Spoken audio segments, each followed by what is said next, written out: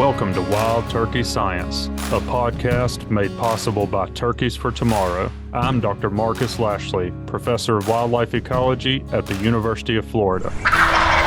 And I'm Dr. Will Goolsby, Professor of Wildlife Ecology and Management at Auburn University. We're both lifelong hunters and devoted scientists who are passionate about hunting, managing, and researching wild turkeys. In this podcast, we'll explore turkey research, speak to the experts in the field, and address the difficult questions related to wild turkey ecology and management. Our goal is to serve as your connection to wild turkey science. I feel like we just missed an opportunity to record like an hour of phenomenal content. Because we were supposed to click the record button an hour ago, but we've been catching up, talking about lots of really good turkey stuff. Well, at least the 15 minutes of technical troubles over here on my end didn't get recorded because that was kind of a nightmare. Yeah. Thanks again, Charlotte. Yeah.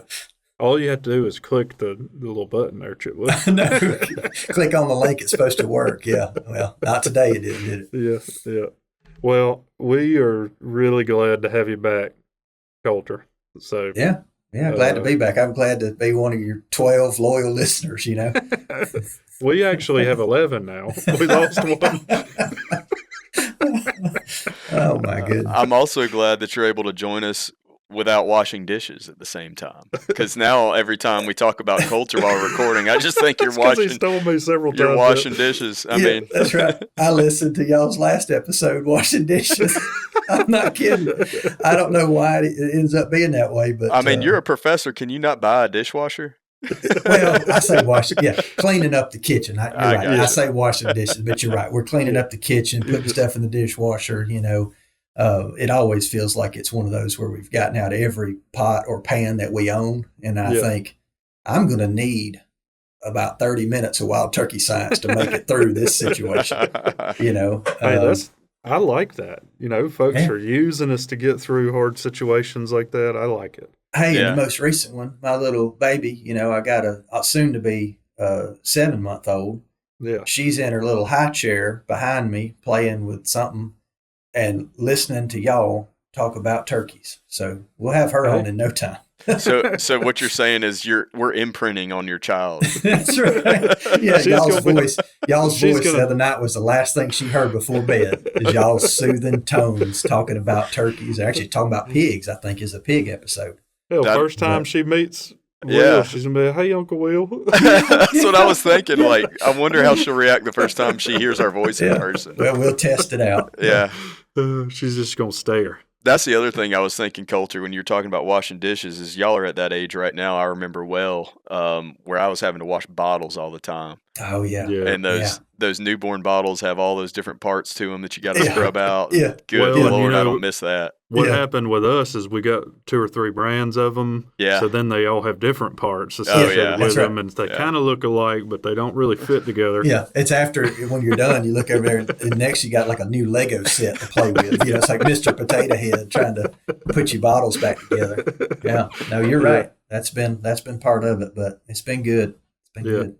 Well, I'm glad everything's going well. I know we keep up fairly regular, and you know, I know where you're at too. So yeah. So speaking of reproduction, how'd you let that transition? It's on point. Well, I don't think Colter needs an introduction. You know, Professor Oklahoma State. I guess we'll go with that. And you do a lot of turkey work, and I think everybody knows that. You've been a turkey hunter for a long time, and that's been a passion. And I know that you and I have been hunting turkeys in amongst each other for quite a long time. So, and from what Marcus tells me, you're the best turkey caller on this call right now. There's no question about that. Out of 3 of us, you know, it's a good chance. Yeah, I do all right, I reckon. But yeah. So that's all we need to do with the introduction. But as Will transitioned us, we wanted to have you back on to talk about how populations work. And I think a lot of that has to do with reproduction, like Will brought up. But we just kind of wanted to talk through, how how populations function, and obviously specifically referencing turkeys. And I don't know if you've heard when you're washing dishes, maybe you missed this, but we were talking about, I guess, conditions in which what vital rate is most important to the population or most elastic, I think is what you folks say. Mm-hmm. There are conditions that change what's most important to the lambda in a population, or in other words, what the trajectory of that population is doing. So I wanted to explore some of that and just think through it with you, since you would do a lot of work in that area. Yeah, sure. I think that's a really good way to start it off, Marcus. And I also think, maybe one way that we can think about this starting out is I think we always, and I'm talking about, turkey hunting community, always think about nest success and brood survival. Yes. When it comes to turkey populations. There's definitely been a focus of a lot of the research. Sure. I think some of that, well, I don't want to speak out of turn, but to me, some of that might be because those are relatively easy to measure, and they intuitively, at least, are important. But I guess, Colter, you can take over and let us know, when it is important or not. Sure. Well, it's so there's a lot to go into here, I reckon. From a population ecology standpoint, as a quantitative standpoint, what you're basically asking kind of gets back toward population modeling 101, right? Which is going to be survival of your yearling or subadult or juvenile and adult cohorts, and it depending on the species, right? We use different terminology, and there might be, if it's something that's really long lived, like an elk, there might be a series of adult categories where survival matters. If it's something like a whitetail, might be fewer categories. Yeah. So I'm sorry to interject, but I just want to make sure I understand. So if you're talking about elk, you would have an adult age class that's split into multiple categories. You might, Is that because they have different reproductive potential? Exactly, and potentially survival. So that's where the two kind of interrelate. So to get to survival, we'll kind of start to get to reproduction, we'll start with survival. And so yes, like a yearling cow. Take work I did in Missouri, for example. 1 year, I think we caught, it was 4 or 5 yearlings. All of them were pregnant, 100% pregnancy rate. And this was with rectal ultrasounds that we conducted in the field. And then we use vaginal transmitters and we catch the calves, right? So for sure, that year was 100% pregnancy rate in those yearlings. The next year, we caught another, I think 4, and 2 were pregnant. The other 2 were not, right? So there you see there's a little bit of variation in the reproductive capacity of that yearling cohort. Well, then in elk, as they move into what people might term prime age cows, which could last for many years, by the way, then we expect greater consistency in that producing a calf every year. And sure, there's some variation there, and maybe it's not 100%, but it's going to be far more likely, if you're betting, that those prime age cows are 100% pregnant than your yearling cows. But then importantly with elk, people often build in a senescent stage, right? So that's the fancy word for the old age cows, where actually you see them alive, but their productivity, their ability to reproduce starts to fall off.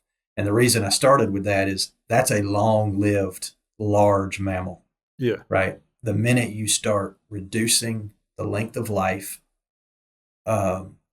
reducing the body size, changing how they reproduce, i.e. turkeys are putting a nest on the ground, they're not, gestating for 250 days, then you start to kind of change how we think about the way survival and reproduction are connected in these models.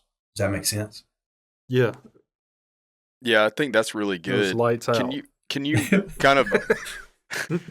kind of expand on that, Colter? Because that type of stuff is fascinating to me, and I'd like to hear your perspective on it. Like, what are some characteristics of population dynamics in larger, longer lived species compared to smaller, shorter lived species? Yeah, well, so you see what I'm saying? Like, what are the main vital rates that govern each end of that spectrum? Mostly what we see, and this does get back to Marcus's intro as well, is, and again, the terms that some of your viewers don't care, but maybe they've heard of this, right? You got R and K selected, right? These are kind of old terms that have been around the ecology world for, I don't know, I'd have to look, but 100 years or more probably. And the R selected species tend to be driven by faster life turnover, right? Higher reproductive potential, shorter overall lifespan, faster generation time.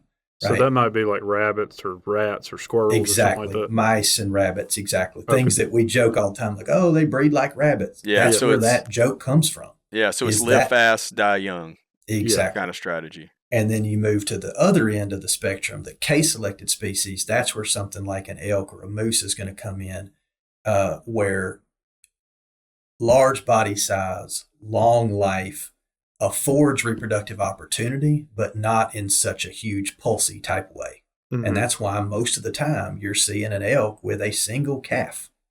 The twinning is fairly uncommon, right? Yeah.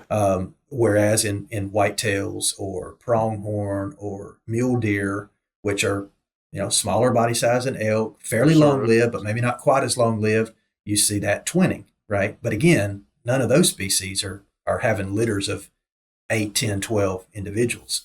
So go ahead. So, I'm just trying to think through this. So in the R selected, the rabbits, that population, what you're saying, the vital rate that's really governing population growth is reproduction, and they have to do it all at once because the adult's probably not going to survive very long. Mm-hmm. So you have these pulse events, and that really drives the population because the adult survival is relatively low, at least over time. Yep. And then, so if you get on the opposite end of that spectrum, like the moose or whatever, that's when the adult survival really takes over because and a moose dying at 2 years old lost a lot of opportunity compared to one that lived 20 years. Exactly. Yep. So I think that's the perfect summary. The idea that the big pulses in reproduction matter more, especially for those short-lived species, mm-hmm. and adult female survival tends to matter more for the long-lived species. And that's what we see in all the major review papers, especially in the ungulate world. I'm trying to think of any major exceptions, but if I was betting, if you just handed us a data set and said, what do you think the most important vital rate is going to be? If it's a moose data set or an elk data set or a deer data set, or even potentially a turkey data set, probably going to predict adult female survival because of the long-lived nature of those species, the need for them to reproduce for multiple years in order to make a contribution to the next generation. Yeah. Well, we recently had Zach Danks from Kentucky on here, and he was reflecting on his conversation with Bill Porter back in the day. And I think he said something about turkeys are just turkeys. They don't conform very well to a lot of this. So I'm thinking our audience is probably here with me, but my initial question, I think you kind of laid out a context really well. So where are turkeys along that gradient? That's a great question. Probably somewhere right smack in the middle. That's actually a conversation I've had with a lot of folks, Marcus, and Dwayne Elmore and I have had that conversation multiple times during our windshield time, right? Where we're driving to go to a field day or we're hunting, just on personal time, we're going hunting somewhere. And we get down that conversation a lot because turkeys are clearly different than mammals, right? They have feathers. They're actually birds. They're not giving birth to live young. Glad we established that. Yeah, they're putting. I just need you to have a sound bite, in case you advertise this. Me telling everybody they're birds. Yeah. Birds are real. You turns heard out. it here first, folks. Charlotte, please put together a 5-second reel of Colter telling everybody that turkeys are birds. Yeah, they nest on the ground. So you've got the ground nesting component. I like to joke they'd be far more successful, and maybe I've joked on here, if they just put their nest in a tree, we can mitigate a lot like of a concerns. normal bird. Well, think about all the birds that do. Eagles are big. Herons are big. They figured it out. Turkey flies up to roost every night. They know to go up in the tree because it's safe, but here we are on the ground. So, all jokes aside, though. They don't even build a bowl. They just kind of wallow out a spot. Yeah. If it's got a depression, they're good. So, but all jokes aside, right? Like, it does make turkeys really unique in this conversation because they're living long enough to kind of ascribe to that case-selected ungulate-style strategy, but they're reproducing more like we see with an R-selected species where you've got, in their case, a clutch, right? But a bigger litter size or a clutch size, and you're hoping to pull off, kind of a boom of reproduction. You want to pull that whole brood off. Sure, yeah. 1 out of 12 is better than 0, but boy, wouldn't it be great to pull off 8 out of your 12 or whatever, right? Yeah. And so if you couple that too with, it's also fun to think about this from the perspective of hunting and management. Like, there are states that give out tags for turkeys the way we give out tags for deer or elk. Right. So even in that realm, we can think of them as matching up really well to our kind of ungulate models. Mm-hmm. And yet there's this whole different reproductive piece that is so dependent on so many other factors that I think that's where Dr. Porter's comment probably came from, is that it's hard to pin them into a single strategy. And maybe that's okay. There's no reason that we have to pin every species into one of 2 strategies. It's likely that continuum exists evolutionarily for many reasons. But it does make for interesting conversations about what that means for how to improve our management and conservation of the wild turkey. Yeah. Sure. And as I'm thinking about it, even with turkey reproduction, there are some hallmarks of R selection and K selection. So, for instance, from the R selection perspective, they have relatively large clutches, and they try to they oftentimes try to reproduce every single year. But there are instances like in like semi-arid areas like Texas or even Oklahoma, where in bad years, almost every hen foregoes attempting to reproduce. Yep. And then so that's kind of a more case selected trait. And then after they hatch out, they provide a lot of maternal care, which is more of a case selected trait. Yep. Well, I was also going to add in the extremely R selected species often reproduce more than one time in a year, whereas turkeys are not doing that, at least if they pull the clutch off, but they also have that weird trait where they will try again if they lose it. Yeah, you're absolutely right, Marcus. There's a lot, if folks don't know, there's a lot of bird species. Mourning doves are a great example. A lot of your listeners probably like to dove hunt. Doves are incredibly, Marcus raised his hand. Doves are incredibly productive. And in some parts of the Southeast, they're starting nesting in February.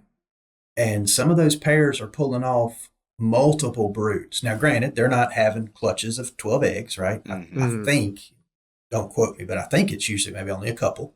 Yeah, but still, 3, right? If a pair can pull off a couple in February, March, and they do it again in April, May, again in June, two doves, assuming, let's say, perfect survival in this case, could pull off 4, 5, 6 young, even as they did it in multiple nests. We do not see turkeys. Even if they lost one, they could still pull off. Exactly. Whereas turkeys, we only think of them re-nesting. It's a conditional probability. They have to fail to try again. Yeah. We don't see them succeed. And then, as Will pointed out, devote all that time and energy to getting those poults to where they can fly and where they can thermoregulate. And then mom walks off and starts over. They don't do that, right? And it's actually probably why many of our state, again, window counts, our poult per hen surveys, they're happening at the end of summer, which is allowing for a whole lot of noise from April all the way through June and July to finally actually count poults per hen at the end of summer. Some of those hens were done with their effort in early May, right? And others may have tried multiple times. I think in Oklahoma this past year, so I think I'm right. Yeah, spring of 24, We documented one hen try 4 times. Wow. Yeah. Wow. And I think previously, so Cody Griffin's the PhD student there. I think previously in 1 year they had a hen try 3 times. Yeah. But we've had one hen make it to incubation or get to that stage, even though ultimately she failed a 4th time, which is pretty crazy. So that's more rare than 2, but it does mean that some hens are trying really hard. And to Will's point, man, when you add that in with bad years where hens are not trying at all, especially in arid areas, it goes back to the point that turkeys are really weird. It's hard to put them in only one category. Which, to clarify for the listeners, that hen attempting to nest 3 or 4 times in a given year, that's more of a hallmark of being an R-selected species, because it's almost like she's acting as though this is her last and only chance to reproduce. There's not going to be a next year. Whereas like in longer lived species, like let's go back to the elk example, if conditions were that poor, maybe the female just foregoes reproduction for that entire year. Yep. And that's certainly the thought in areas where you get bad winters and things like that in the ungulate world. It's almost the leading hypothesis is usually nutritionally mediated. It's the idea that her body recognizes that she is not of sufficient nutritional plane to support gestation and ultimately lactation, right? So that's a fun fact for the listeners, right? The most physiologically demanding thing mammals go through is actually the lactation part. It's not carrying around the giant fetus for all that time. It's actually the lactation part. But if that's the leading hypothesis when we see elk skipping a year or maybe even in some species having a singleton instead of twins, right? Leading hypothesis might be that nutritional condition is dictating that case-selected species to save as much reserve as she can to keep survival up so that in future years she can be successful. And so that, again, is not always what we're seeing with our selected species, where you're trying to get those babies off as fast and as quickly as possible because you're not going to have that many more opportunities. So, Colter, I got all kinds of questions because I'm really, really fascinated with this discussion. I also think it's important for people to understand where, we have a huge background of knowledge about how populations function, and you've kind of laid out some principles of that. I'm wondering, and I promise I have a point to asking you several of these questions, but one thing I'm wondering, that you said turkeys are sort of in the middle, and they clearly have some characteristics that might make us shade toward one side or the other. What about pigs? Or do you view them similarly? Pigs are also weird, and I'll admit I have not thought about pigs as much in this context. I haven't. In other words, I haven't worked on any like population ecology projects with pigs, but my gut is to immediately say that they're weird. And it's because of the things I love that. My gut is to immediately say they're weird. And it's because of all the things you've already pointed out. You used them a minute ago as an example, right? Like we know that some females can essentially pull off multiple litters within a single calendar year, right? And they also can expand litter size substantially. They start reproducing at a very young age sometimes. But nobody would question that they're, a given sow, we would describe her as a long-lived vertebrate, which is the same as a cow elk. Okay, well, why is a cow only throwing one calf and the sow is throwing... Actually putting out a dozen twice. Yes, exactly.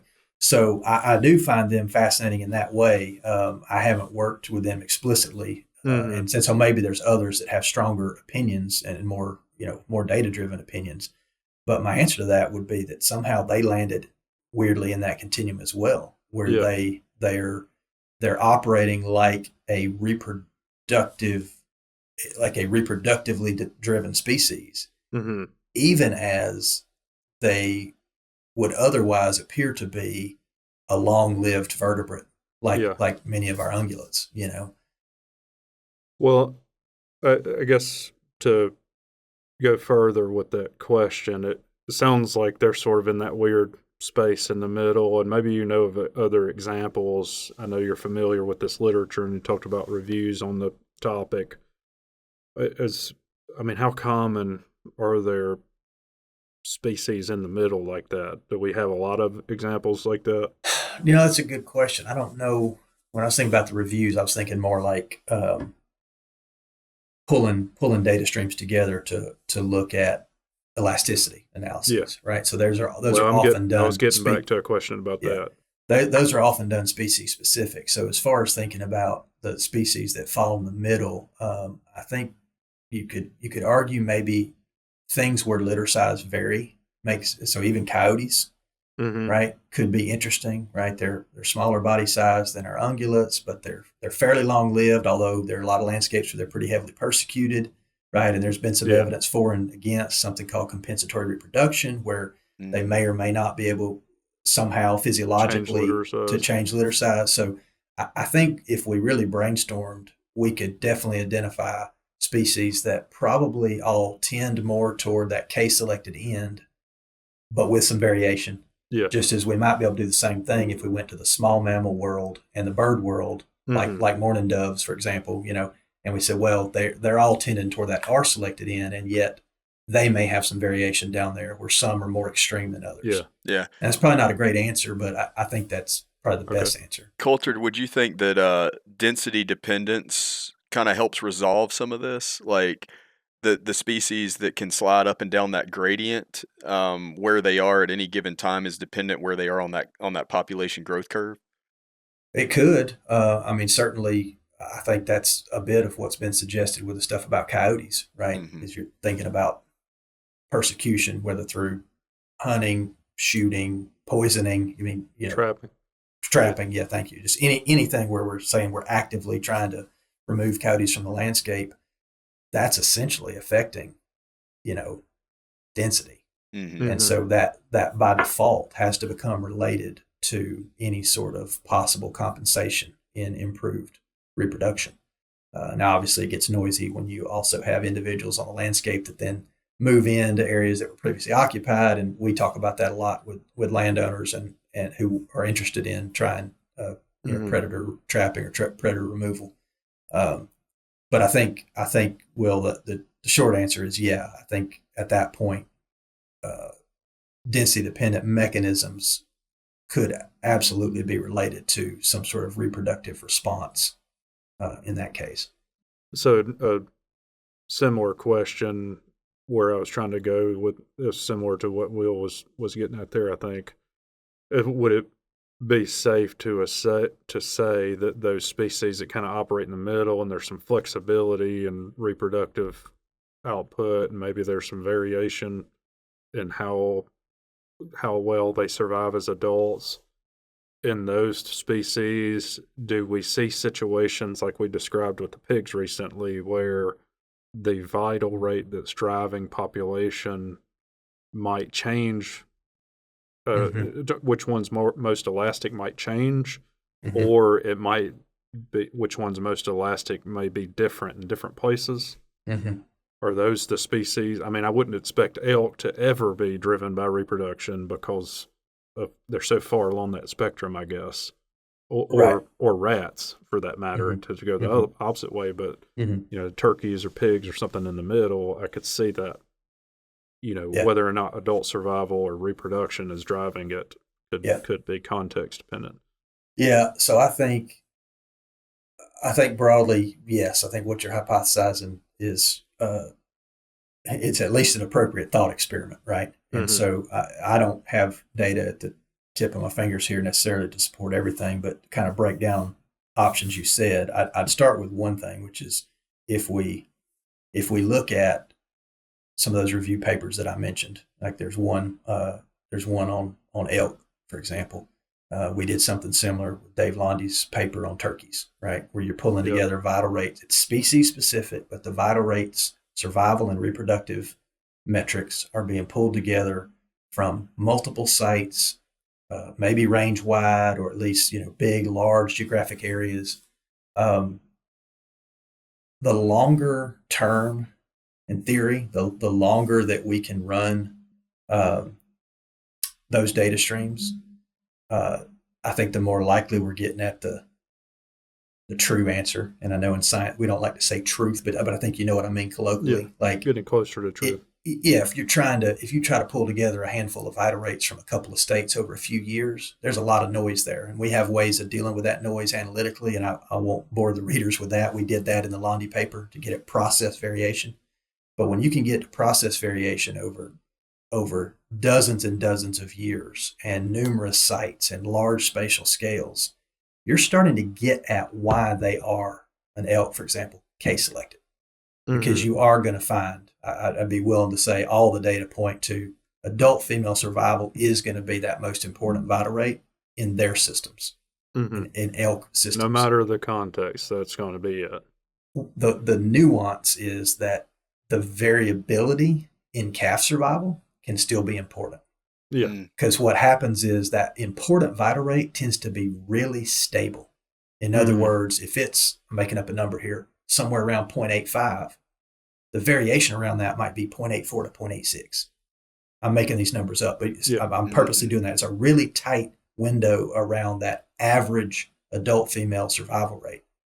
What you'll see, though, even though that's most important, because the calf rate swings more widely, and that gets back to some of the factors that Will mentioned before. That's 20 to 80% or something. Right. It's nutritionally mediated. It's dictated by the periodic bad winters. It's dictated by potentially density dependent mechanisms. Right. So there's all these different things that might make calf survival vary from 0.2 in a bad year to 0.7 in a good year, but on average it's 40%, 0.4. Again, I'm making this up just to illustrate the point.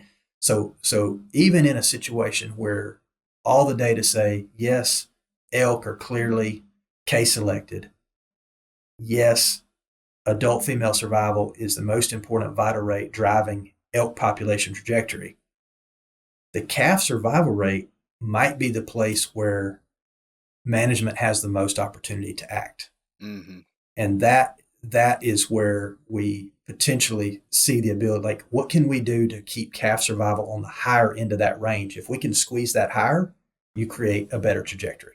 Yeah. So now, if you take that context and shift it over to turkeys, that's what we were trying to look at with the Londy paper. Yeah. Before we go there, okay, I can understand when the most important vital rate is stable. That other variation, like calf survival, like you were just saying, is super important to change how the population trajectory is. But that is under the assumption that the key vital rate is stable. So, like, if for some reason tomorrow the elk female survival decreased by 25%, maybe we just have like a really terrible winter. Yeah, that would change that discussion, right? I mean, because then it wasn't stable, and then all of a sudden that variation in the female survival is basically, I guess my point is, if the female survival drops below some threshold, they can have the best reproductive year ever, and it doesn't matter. Right. Correct. And that still illustrates the importance of that adult rate. And now I remember what you were trying to get me back to was why the pig example and the potential switching would matter. And I would argue, first of all, I haven't read that paper myself. I think y'all were covering a recent paper. Yeah. I did hear the episode. Yeah, we did link it. Okay, I just haven't pulled it up, so I need to look at that. But I think the important thing there is, in the example you just gave, we all know that elk don't magically change their ability to compensate if that female survival tanked. And I think what you were getting at, what this paper may be hinting at, is there could be situations where pigs might have the capacity compensate, where that reproduction becomes more important all of a sudden compared to adult female survival. And so I don't know, or vice versa. Or vice versa. Yeah, absolutely. Yeah. And so I don't know specifically in that context. I haven't looked at the paper, but given what we talked about with that continuum, I think this is back to where you were going with the original question. If we're talking about species that don't fall neatly into the K end or the R end, I think we open up room to talk about whether or not vital rates could switch in different scenarios, or at least could be, this is going to sound weird, less consistently important, right? So instead of pretending that it's always being driven by this vital rate, we might have to acknowledge that over appropriate timescales. Again, we don't want to ever think about this like 1 year to the next. You still want to be thinking like, most of the time when we're trying to identify an important vital rate, you want a long time series. Mm-hmm.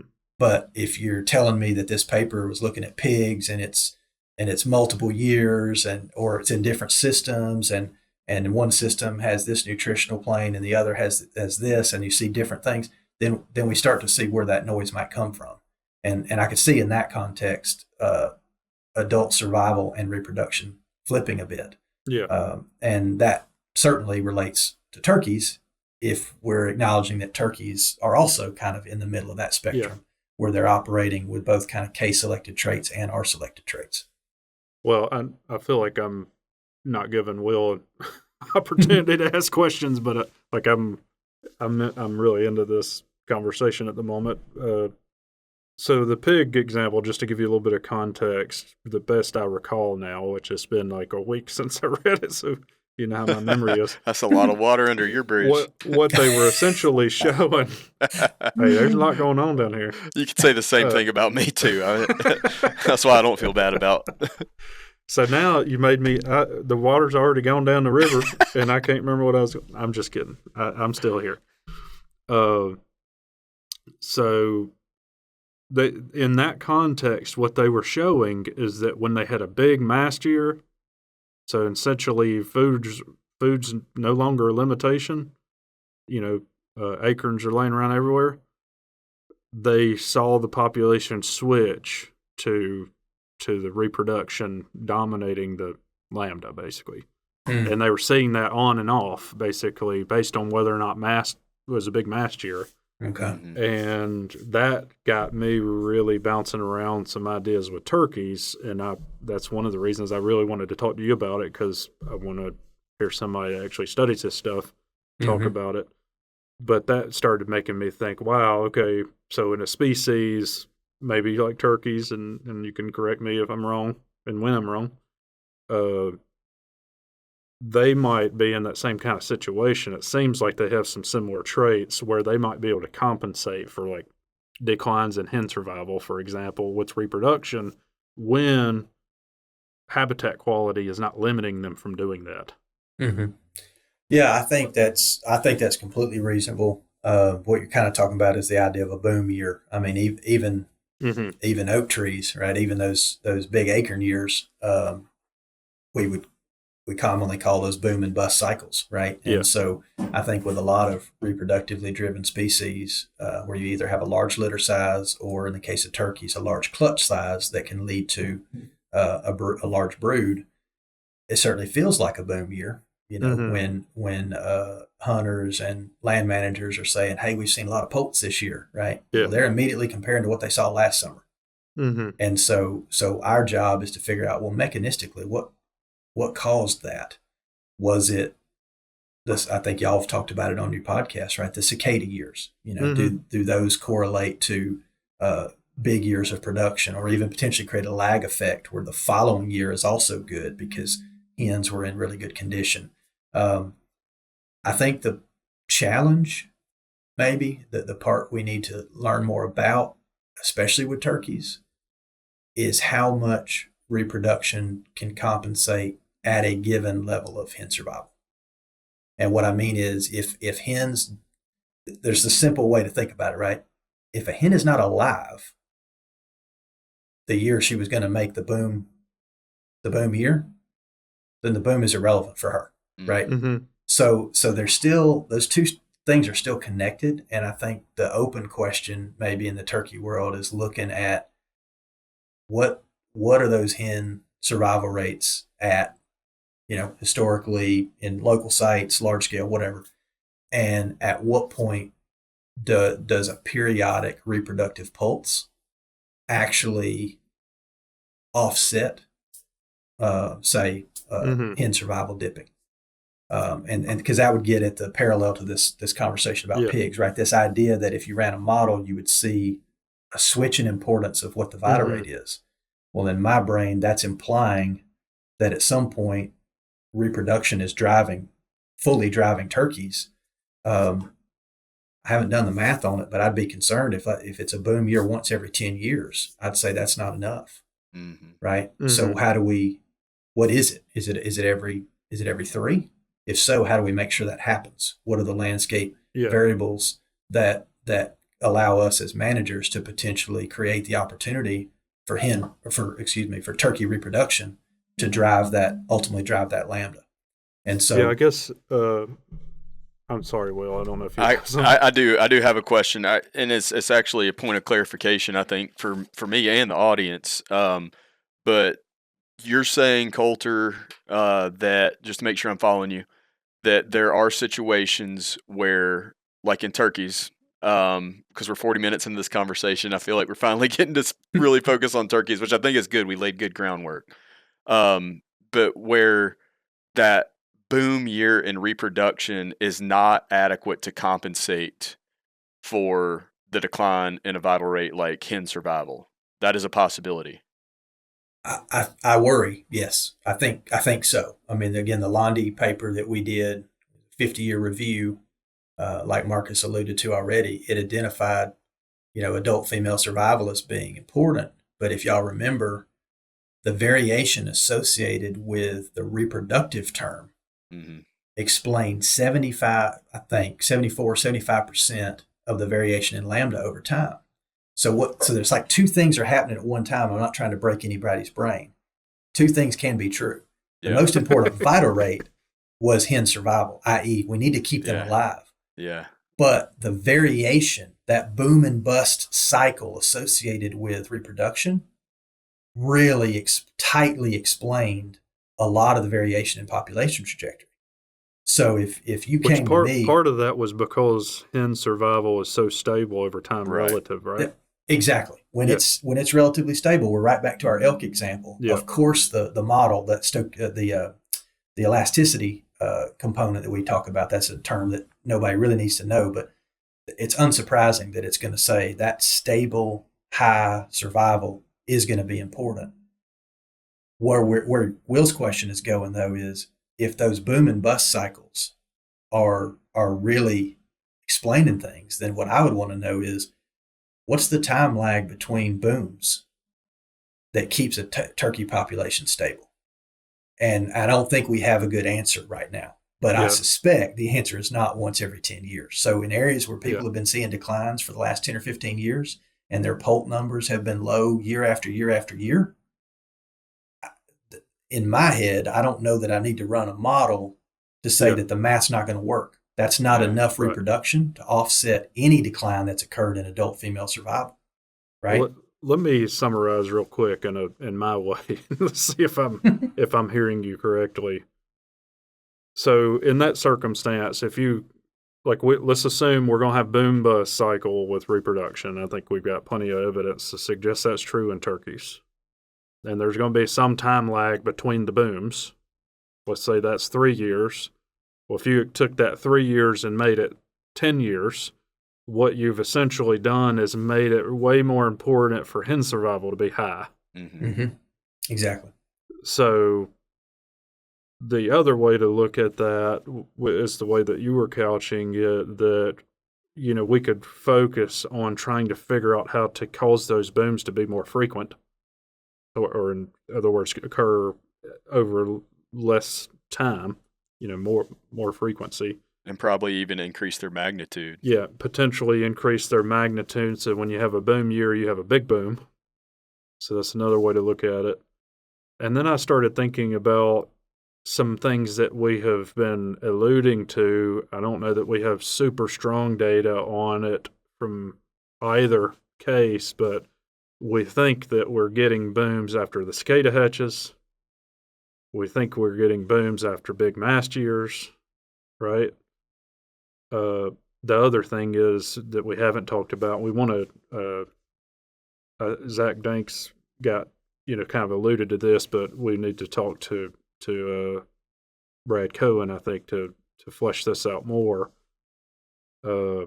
Those events could also influence hen survival, and that's probably where you get a big boom.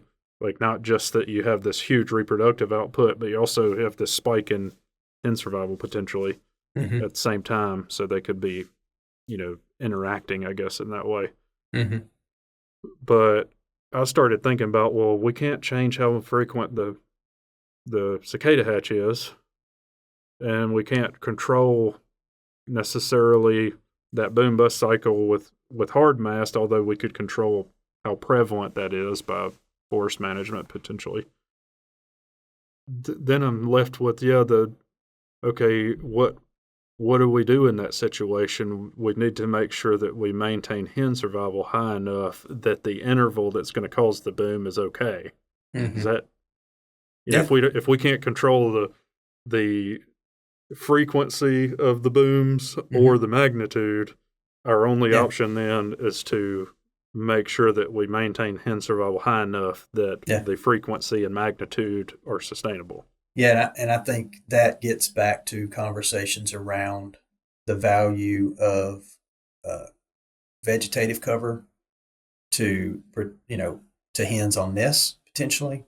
That gets back to vegetative cover and its and the forb and insect production that results in forage for both the hen and, of course, if she does successfully hatch, the poults. I think it's I hate saying it's all of it, right? But if you're drawing it on the board, we're trying to boil down, we're trying to ask a question about like two simple things, and it's just this hen survival and it's this reproduction. But pretty quickly we see how they're related, and not to make it more confusing, but remember that reproduction in those big models we run, right, also include things like hatching rate and clutch size. Now I'm speculating, but say there's an area where hens aren't laying 12 eggs to a clutch, they're laying 6. That's already a different potential. Yeah. Right? Because she's still got to pull that nest off. But now the most poults she can make is 6, not 12. Right? And so Will, I thought about that a minute ago when you said magnitude of effect, right? Because there's a lot of open questions, I think. And some of it, again, we tried to cover in the Londy paper, because those big reviews, I'll just say this, I'm not afraid to say where there's weaknesses in our own work. Those big reviews and those big models are only as good as the data that go into them, period.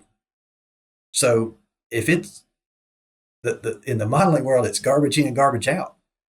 If we don't have good information about every single metric associated with that reproductive term, Marcus, so the reproductive term, we're just kind of saying reproduction, that is how many eggs are in that clutch, how many of those eggs hatch. So hatching rate could be the idea that, and many of you hunters listening might have come up on a nest, right, where it's hatched, it's gone, and yet there's one egg laying there that didn't hatch, right? Well, here and there, 1 or 2, it's probably not a big deal, but that hatching rate is a part of that calculation, right? Then the nest has to be successful. Well, then how many poults do you have? Well, then those poults have to survive. All of those things are combining to get at that boom or bust year. Mm-hmm. And the models are only as good as the data that we have to go into them. Now, I like what you said earlier too. If the hen's dead, all of those other ones are 0. Yeah. And that's your point. If we can't control the frequency of a boom year, that's exactly why hen survival, I'd be unsurprised to see it flagged as important in a sensitivity analysis or elasticity analysis. And that's where they match up really well to the ungulate model. That hen needs to be alive for multiple nesting seasons to have her chance to hit that boom year. Yeah. So anything we can do to support that, probably a good call right now, especially in areas where they're declining. That's why a lot of our papers and a lot of our conversations around hen harvest, I don't want to take opportunity away from anybody, but if an area has a declining turkey population, there just shouldn't be hen harvest. Yeah. Period. That's an easy move to stop those hens from dying in a way that we can control by not pulling the trigger. Yeah. Right. And to make a relevant example about this, I mean, think back, Marcus, when we talked to Kurzieski and Van Gilder, right? So they, the time period when they did their work, poult per hen ratios were much higher consistently across the board than they are these days. Yet they could adjust the size of turkey populations in given management units within the state of Missouri by increasing or decreasing hen harvest in the fall, right? So that goes to show you just how important that hen survival vital rate is, because even when reproduction was consistently high, when they shot more hens, that population went down. Yeah. Mm-hmm. Even though There you reproduction was good. Right. There you go. And, Lehman talked about that too from South Dakota. That's right. I think he was talking about using that as a tool because they have problems with turkeys, as a nuisance in some cases. And that makes complete sense in population ecology. That's exactly what, the National Deer Association preaches. If you've got too many deer on the landscape, this is why doe harvest is critically important for deer management, because where you need to bring that population down, you're killing those individuals, stops their reproductive capacity. Yeah. And so we certainly could. There's no reason we can't do that with turkeys, but that means the flip is true. If you're trying to grow a population, you would not persecute female white-tailed deer or cow elk. Well, we shouldn't persecute hens, and that broadly, that's of course why we don't tend to persecute hens in the spring. Right. But where places have had population problems in the past or historical fall or winter hunting seasons, hens were usually fair game. Well, that's knocking them out of their reproductive capacity the following spring. Also we recognize that there's a lot of tradition and things that are like it's not like we can just pull that lever anytime we want to. There's considerations going behind that, but it is really interesting to think about. Mm-hmm. I think that's something important for people to get their head around, just because we do talk so much about nest success and brood survival and hatchability and all those things that, we just kind of laid out an argument where there could be cases where all those things are great. They're at the level that we want them to be at. But if hen survival in a specific area or in a given year is too low, none of that matters. Yeah. Yep. And I think, that's the one that's kept me up at night a few times. I know Marcus and I offline have had this conversation at least a couple times on the phone. I've had it with Dwayne Elmore and others, is that it seems so simple. And yet, as we alluded to a minute ago, if you kind of listed all this out on a whiteboard and turned it into a Venn diagram, all of a sudden you're like, well, man, we're talking about two things that seem really simple, but they're so connected. Mm-hmm. What levers can we control from a management perspective? Right. Yeah. And it's back to what Marcus said. If boom and bust, if we knew on average how that was occurring in turkeys, if it was occurring in some populations, it would make it easier, it seems like. But if it was stable that we're going to have booms this many times per decade. Yeah. But we also know that I think we'd find that really frustrating because we don't see it that stable, right? And that's why Marcus, we cherry pick these examples where we might connect it to a masting year, we might connect it to the cicada hatches. What about when those aren't happening? But sometimes some states have reported good hatch years. What was that driver? Well, that's another thing. Like we see a strong correlation apparently across states. Like there apparently a synchrony in the populations across a large spatial scale, and they aren't explainable by events like that necessarily. Right. Yeah, I've heard you mention that before too. Yeah. Why would a bunch of states have a successful year at the same time when they're in completely different vegetative systems and in some cases have rather different climates? Yeah. Oklahoma, for example, and Florida could be vastly different in many ways, and yet might both have good poult per hen year. You consistently see the good and bad going together, correlated in time. And by the way, you said that, so I need to add that. Academically, one of the things that frustrates me the most, and I haven't had time to look at it, so maybe I will, or maybe others are doing it. Over 20 years ago now, there was a paper that mentioned that it was turkey specific, but that we basically knew nothing about correlated vital rates. And there's some assumptions we could make. I could build a model that purposely correlates things, but we also would want to know that we have a good hypothesis as to why they would be correlated. And for folks listening, what we're meaning is like, is high hen survival one year correlated at a certain level to high productivity in the same year? Or are they not? They could be inversely correlated, right? In other words, in years that nesting success is in that boom is high, hen survival might also be high on those same years. Right. And the argument in, say, the example with the cicadas might be that cicadas were a food source that benefited the hens, keeping them in good nutritional condition, but they were also then able to pass that on and ultimately have more food for poults. Well, and I know we got a bunch of folks that are throwing tomatoes at us. That could also happen if, the nests are being lost to predation. Well, the hen could also be lost to predation more when there's more nests being lost to predation, so they could be correlated. Mm-hmm. Yeah, exactly. That same thing. Yeah. Correlation in the academic sense doesn't have to always be in the same direction. It could also be the other way, right? Where something that's high is often paired with something that's low. And so I say all this because we don't know. Yeah. The simple answer to this is 20 years ago, somebody pointed out that we didn't really have a good sense of how that worked in turkeys. And we've listed all the vital rates that go into this, from hatchability to clutch size to poult survival, hen survival at different ages, all the nest success. I didn't say nest success. That's important, right? You take all those together, and we actually don't know how they all interrelate, which means that's a weakness in our modeling framework, including my own. Right? Yeah. Because we have to acknowledge that we're not accounting for a correlation structure that gets at those cycles better. We've essentially assumed that they are independent of one another. Yeah, so we play these scenarios where we move one up and move one down, and in real life it may not function that way. They may move together. Or in our case with like the Landy paper, you're doing 10,000 runs, so it's like random draws. So each time I have a random draw for clutch size, I'm also having a random draw for nest success, but there's no dependency in whether both of those came out of the high end of the distribution or they came out at random. Right. And the more we learn about that, the more I think we can get at these potential, any sort of pattern in boom and bust cycles and how those vital rates might be correlated.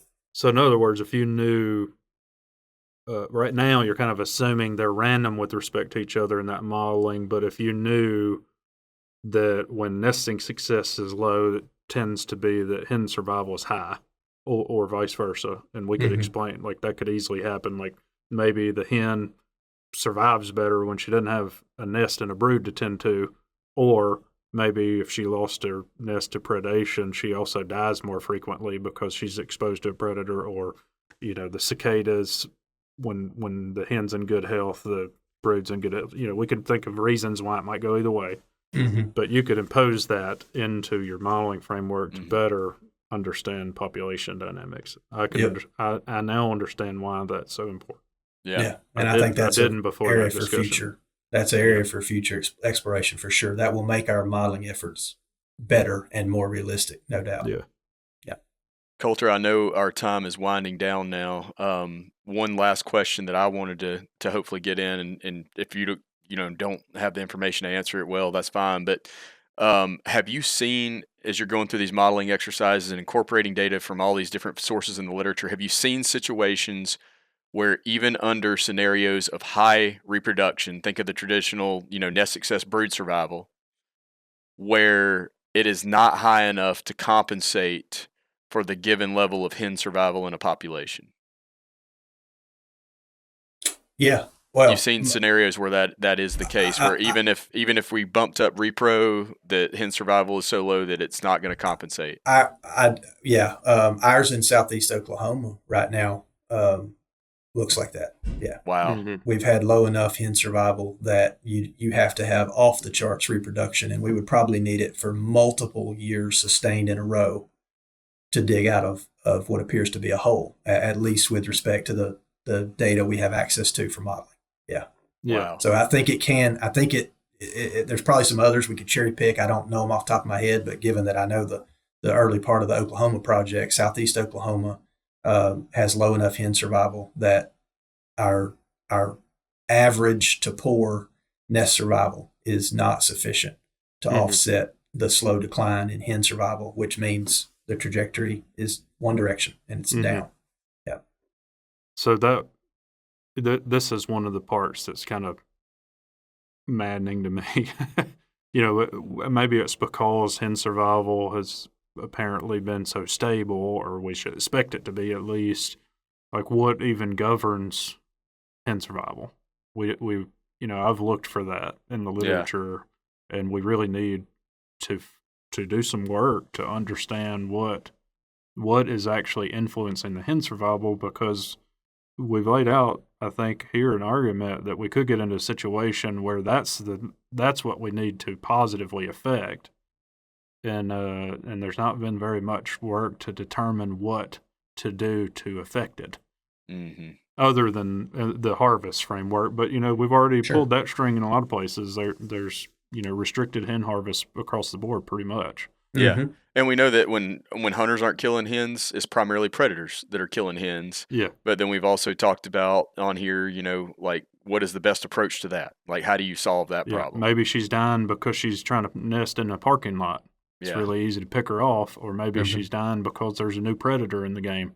Or, or she's nutritionally constrained and does a poor job of getting away or defending. Yeah. Yeah. Yeah. Like I think all those are open questions. Yeah. It's still, even though the proximate cause may not actually identify the ultimate cause that needs to be addressed. Well, that was good stuff. And more to do. Yeah. Yeah. Well, I really appreciate you taking time to meet with us. Always fun talking to you. I always like to hear your perspective on these things. I know we have these powwows behind closed doors a lot and over the phone, but it's fun to air some of that sometimes. Yeah. Happy to be here. Like I said, I'm contributing to those 11. You said 11 now, listeners, not 12. So well, we did pick up one while we were recording. Oh, we're back to 12. Yeah. We'll call it a baker's dozen. That's good. Yeah. We were at 10, and then y'all had the baby, and now we have 11. That's what it is. So that's the baker's dozen. My daughter, we got a little dozen now. Yeah. She can't wait till I have to clean up the kitchen again. I hope she starts asking to listen to us at some point. Probably to go to sleep. Yeah, that's right. That's what it is. Yeah, to echo Marcus, Colter, we really appreciate your time. I love those conversations, like when we sit here and pontificate about things and talk about the nuance of it all. And I hope our listeners gain something from it too. It's definitely something to think about, because – and I'm thinking, it's maybe shifting a lot of people's thought processes around turkeys, because we do talk so much, and I'm guilty of it, about the reproductive parameters, the reproductive vital rates. But that's not the end of the story. Yeah. Well, and the reality, like what I just said, those we have relatively more information on how to cause change, right, than something like hen survival. That's right. We have some ideas on what levers to pull, but we need to do the work to fully understand that. So, All right. Well, we got to let Colter get to lunch. I know you got it coming up, so I appreciate everybody out there for listening. The support has been phenomenal. Keep reaching out to us. Let us know when you want to hear about something. Hope everybody's having great holidays. We certainly are. So, see y'all later. See y'all. Wild Turkey Science is part of the Natural Resources University podcast network and is made possible by Turkeys for Tomorrow, a grassroots organization dedicated to the wild turkey. To learn more about TFT, check out turkeysfortomorrow.org.